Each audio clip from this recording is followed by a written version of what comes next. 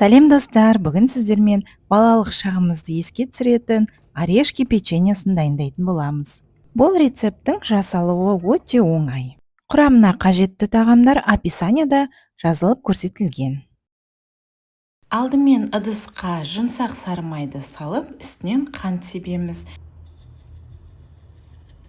Содан соң шым-шым тұз қосамыз, және де ванилин қосатын боламыз. Немесе ваниль қантын, немесе ваниль экстрактын қосуыңызға болады. Енді майымызды миксермен кішкене араластырып аламыз. Бір жұмыртқа қосып, бәрін біріккенше жақсылап араластыратын боламыз.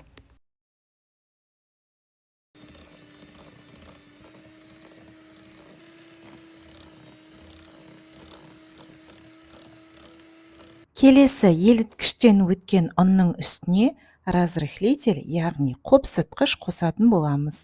Енді ұнды майдың үстіне қосатын боламыз. Мінекей осындай оңай әдіспен барлық қажетті құрамына тағамдарды бір ыдысқа қосып, араластырып қамыр илеп шығамыз. Алдымен қамырды қасықпен немесе лопаткамен араластырып біріктіреміз. Содан соң қамырды қолмен илетін боламыз. Мінекей осындай жұмсақ қамыр дайын болды. Ұныңыз аздау болып жатса, 120 граммдай ұн қосуыңызға болады. Ендігі кезекте пищевой пленкамызға немесе пакетімізға қамырды салып, орап, тоңазытқышқа 10 минутқа сала тұрамыз.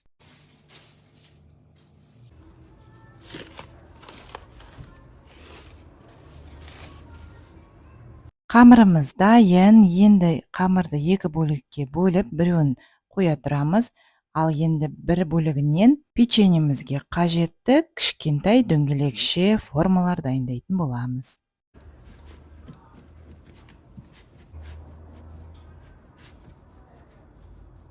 Печенье орешкаларымызды пісіру үшін алдын ала дөңгелекше пішінде қамырды дайындап қоямыз. Бір дөңгелекшенің өзі 5-6 граммдай болуы қажет. Жасалу жолын видеодағыдай қайталаймыз.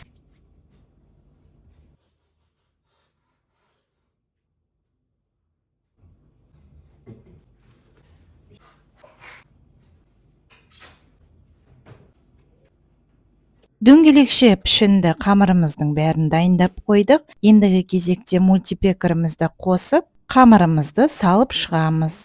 Мультипекерді пісіретін болсаңыз, уақытын өзі келтіріп, дайын болған кезде светі жанады. Ал сіз орешкінің формасында отта пісіретін болсаңыз, шамамен 3-4 минуттай қызарғанша пісіресіз.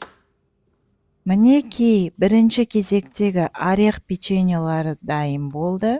Граммы көптеу болғасын жан-жағына шығып кетті. Сондықтан 5 граммнан артық алмаған жөн.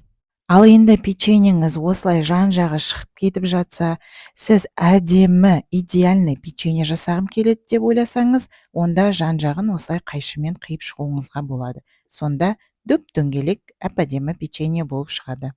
Ал енді байқап тұрғандарыңыздай, печеньенің қамыры үгілмейді, өзінің формасын жақсы ұстайды. Сондықтан менің рецептің идеальный деп айтуға болады.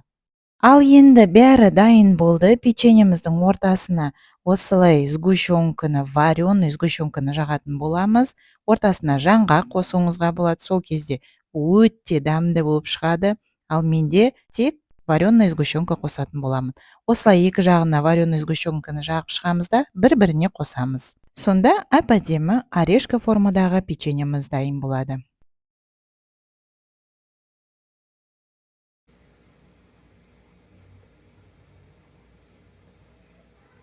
Мінекей осындай әп-әдемі, дәмді, біздің балалық шағымызды еске түсіретін орех печеньелары дайын болды.